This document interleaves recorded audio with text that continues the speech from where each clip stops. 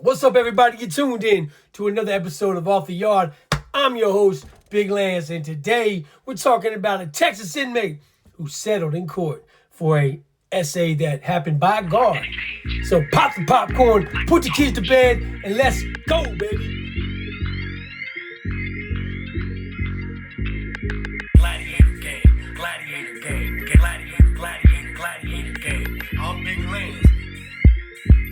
Big Lance. Tuned in to Off the Gladiator game, gladiator game, gladiator game. I'm Big Lance.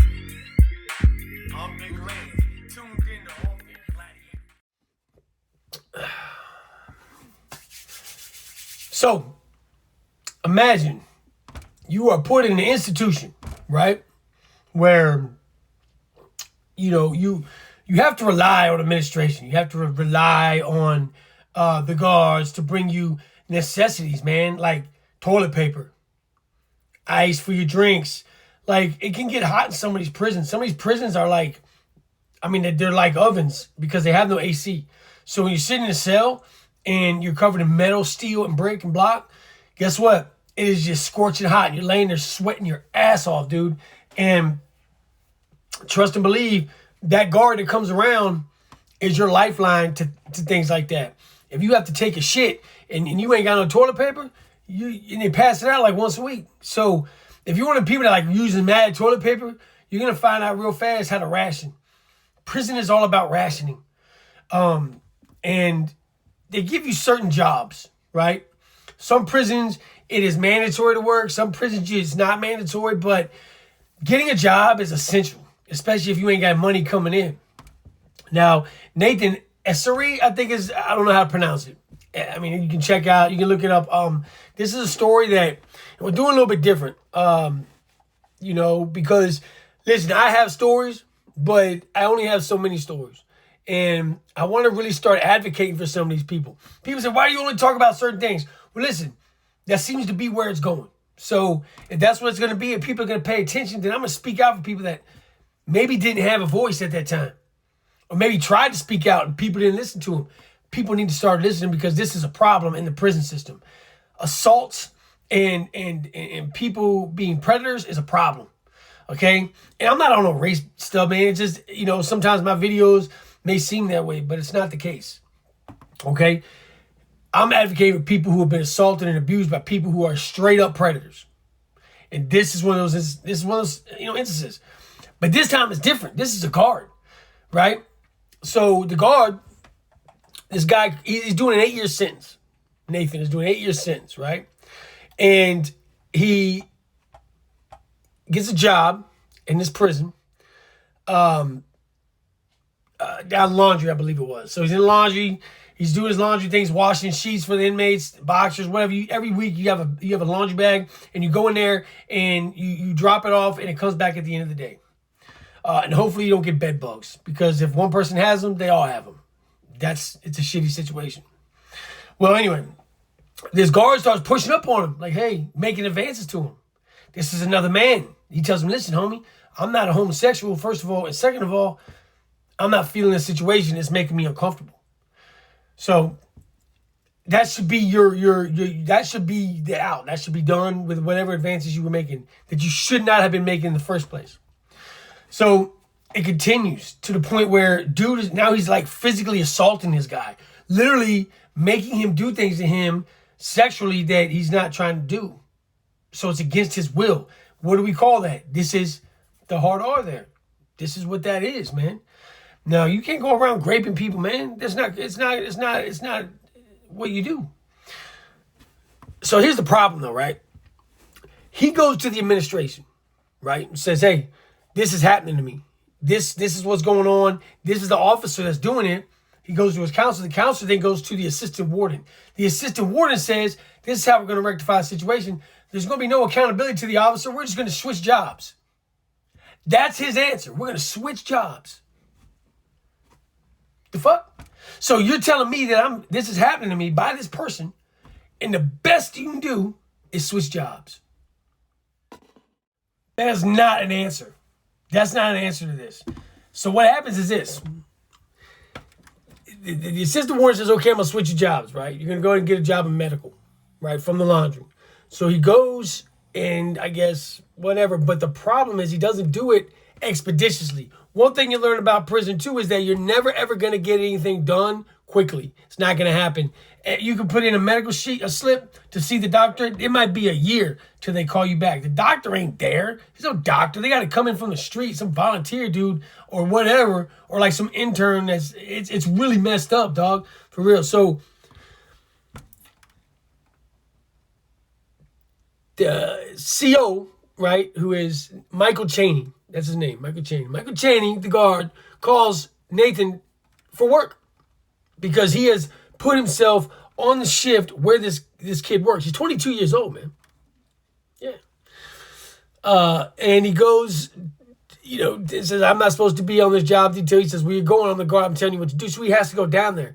I guess he's found out that he made a claim against him, and he assaults him again that day. Think about that.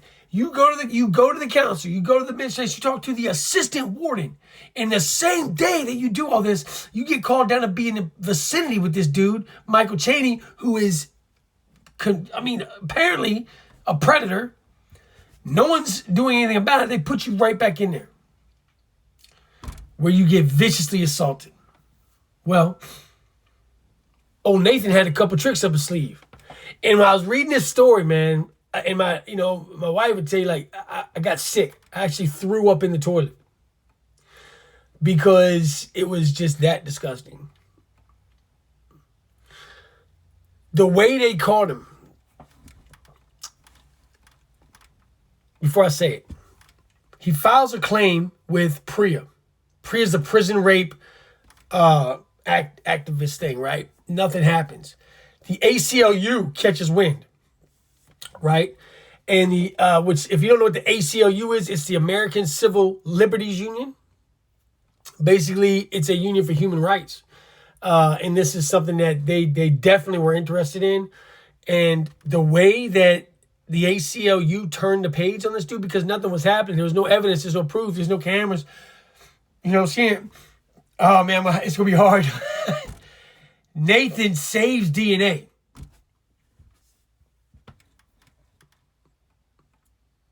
Saves the guard, Michael Chaney's DNA. I don't know exactly how he did it, but I'm using my, oh man, gosh. Woo, it's tough, man. It's tough to stomach that.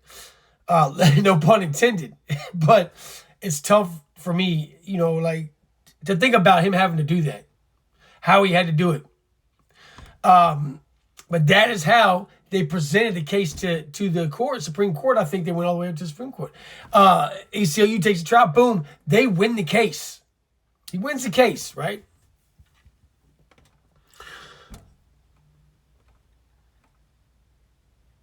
The state of Texas and the Department of Corrections still are denying that this guy did anything wrong. They're saying, oh, he didn't do it. Well, how the hell else did he get this DNA?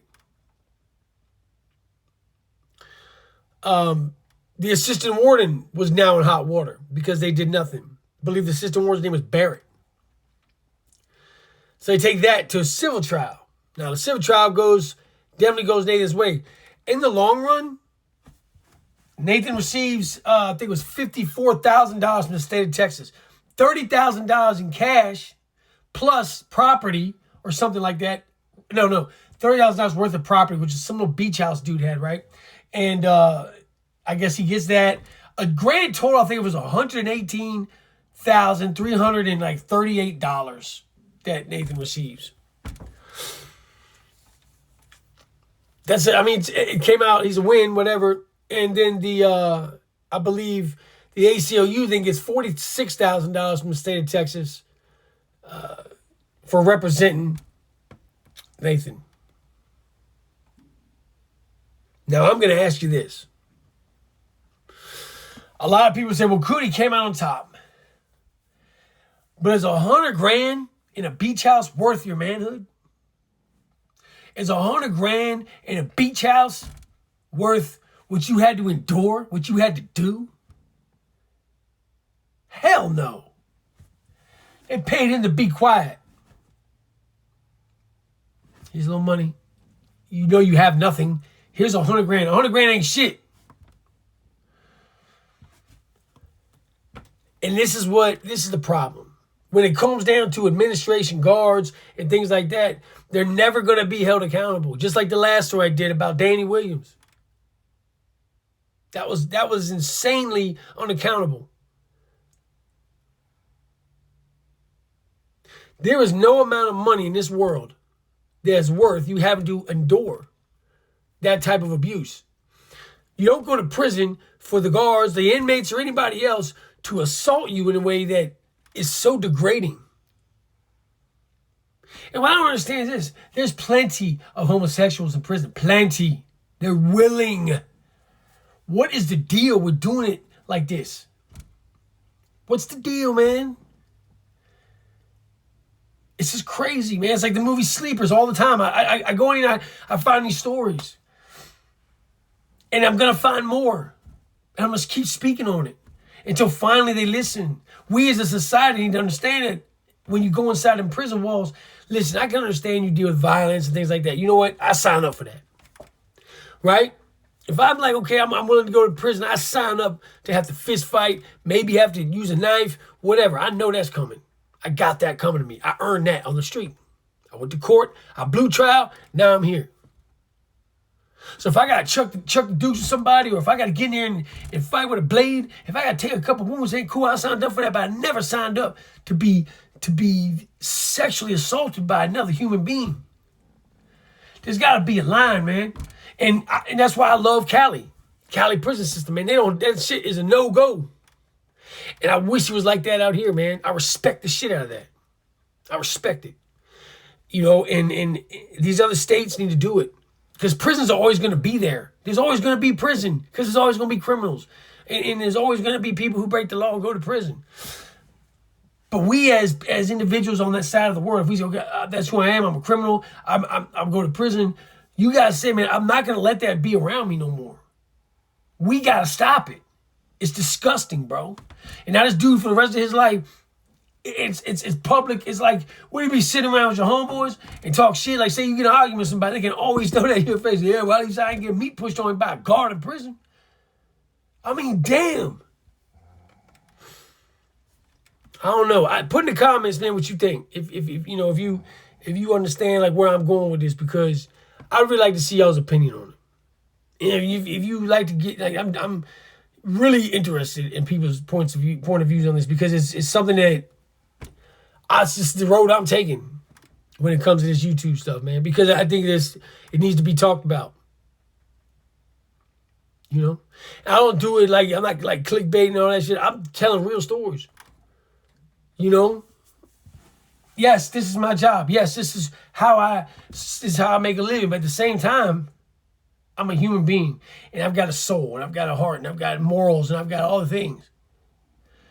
And I've been in these institutions. I've seen this shit happen with my own damn eyes, man. I'm so sick of hearing about it.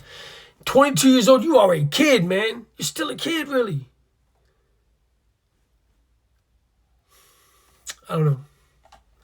I guess the only thing you can do is stay up, stay out. And as always, ladies and gentlemen, thank you for stopping by. Stay sucker free. Much love to the Gladiator gang. Salute to all the A1s from day one. Excuse the backdrop here. I'm trying to remodel a little bit, but I wanted to get a video out today. If you haven't already, man, go to check out Teespring. We got the merch. We got Lucky. He's everywhere. We got cups. We got all the things, man. We're trying to sell this merch, dude. It's definitely some cool shit over there, man. For real. And I love you guys. I do. I couldn't do this without y'all. You guys make this possible for me. And it's the most humbling thing in the world.